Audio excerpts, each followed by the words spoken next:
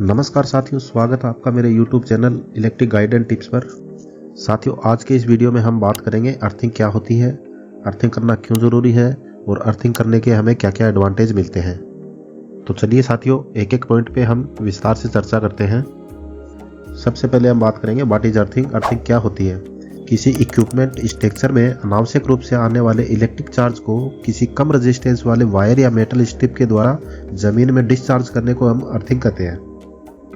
Earthing की value को हम ओम में मेजर करते हैं और इसके सिंबल को हम इस साइन से डिनोट भी करते हैं।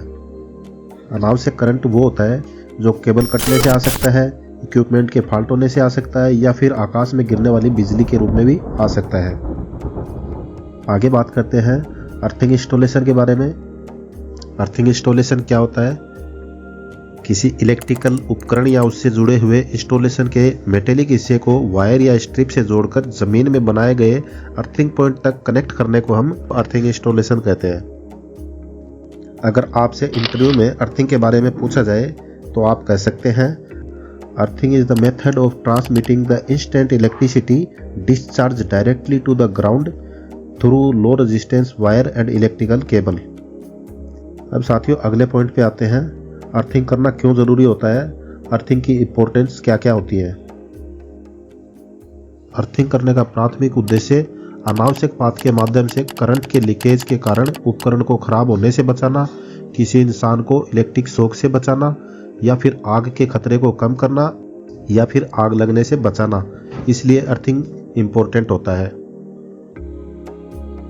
एग्जाम्पल के लिए हमारे घरों में इक्विपमेंट और वायरिंग का इंसुलेशन कैपेसिटी 600 से लेकर मैक्सिमम 1000 वोल्टेज तक की टेस्टिंग रेटिंग में आता है।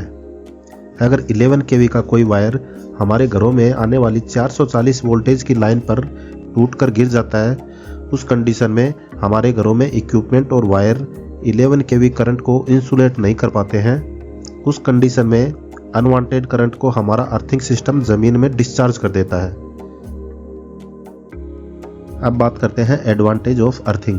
अर्थिंग करने से हमें क्या क्या एडवांटेज मिलते हैं। जब किसी मशीन या सिस्टम में इलेक्ट्रिकल फॉल्ट होता है या फिर हमारे उपकरण या किसी बिल्डिंग पर आकाश में चमकने वाली बिजली गिरती है, तब अर्थिंग वायर की मदद से उपकरण या बिल्डिंग पर गिरी अनावश्यक इलेक्ट्रिकल एनर्जी को जमीन के अंदर में भेजने का काम अर्थिंग करता है। इस तरह अर्थिंग हमारे इलेक्ट्रिकल उपकरण को खराब होने से बचाता है और हमें बिजली का झटका लगने से भी बचाता है। एग्जाम्पल के लिए, कोई पानी की मोटर है और उस मोटर को हमने अर्थिंग नहीं कर रखा है। अगर मोटर में कभी इलेक्ट्रिकल फॉल्ट होता है, जैसे मोटर की वाइंडिंग जल जाना या फिर हमारी सप्लाई केबल कटकर मोटर की बॉडी से लग जाना, तो फॉल्ट के समय करंट हमारी मोटर की बॉडी में बहने लगेगा। अगर इसी समय किसी ने इस मोटर को गलती से छू लिया तो उसे बहुत तेज इलेक्ट्रिकल शॉक लग सकता है। अगर हमने मोटर को अर्थिंग कर रखा है तो मोटर की बॉडी का करंट हमारे अर्थ वायर से जमीन के अंदर चला जाएगा और हमें करंट का झटका नहीं लगेगा। और आपने अक्सर देखा होगा, बरसात के दिनों में हमारे घरों में लगे इक्विपमेंट जैसे फ्रीज, कूलर में नमी की वजह से हल्का हल्का करंट महसूस होता है। उसकी वजह होती है हमारे घरों में वायरिंग में अर्थिंग का ना होना। साथियों, करंट के फ्लो होने के कुछ नियम होते हैं। करंट बहने के लिए हमेशा नज़दीकी रास्ते को चुनता है और जिस रास्ते में सबसे कम रेजिस्टेंस होता है उसमें से करंट सबसे पहले गुजरता है। एक संस्था के मुताबिक मानव शरीर का प्रतिरोध 1000 ओम या उससे भी ज़्यादा होता है, परंतु हम जिस अर्थिंग को करते हैं उसका रेजिस्टेंस 1 से लेकर करीबन 5 ओम के बीच में रखते हैं। अब कभी फॉल्ट की कंडीशन होती है तो हमारी बॉडी से करंट ना जाकर अर्थिंग वायर से निकल जाएगा, क्योंकि हमारे बॉडी का रेजिस्टेंस वैल्यू अर्थिंग वायर से ज़्यादा होता है। अब बात करते हैं अर्थिंग कैसे करते हैं। अर्थिंग करना बहुत आसान और इजी होता है। हमको उपकरण की मेटल से बनी बॉडी को वायर की सहायता से जमीन में बने अर्थिंग पॉइंट से जोड़ना होता है। अगर हम टाइप की बात करें तो मोस्टली 2 तरह के अर्थिंग ही ज़्यादा काम में लिए जाते हैं। एक होता है रोड अर्थिंग और दूसरा होता है स्ट्रिप या वायर अर्थिंग। रोड अर्थिंग में कॉपर रोड को मिट्टी में धंसाया जाता है और उसके किनारे पर क्लैंप की सहायता से हम अर्थिंग केबल को टाई कर देते हैं और इलेक्ट्रिकल में लगे हमारे उपकरण की बॉडी से जोड़ देते हैं। प्लेट अर्थिंग में हम एक कॉपर की प्लेट से कॉपर वायर को वेल्डिंग करके खड्डा खोद कर करते हैं। इसमें हम नमक या कोयला भी डालते हैं जो रेजिस्टेंस की वैल्यू को कम करने में सहायता करता है। और दूसरा होता है स्ट्रिप और वायर अर्थिंग। कुछ बिल्डिंग ऐसी होती है जहां से किसी प्लांट को ऑपरेट किया जाता है, जैसे electrical building, DCS room, control room. ऐसी बिल्डिंग के लिए हम स्ट्रिप अर्थिंग का इस्तेमाल करते हैं।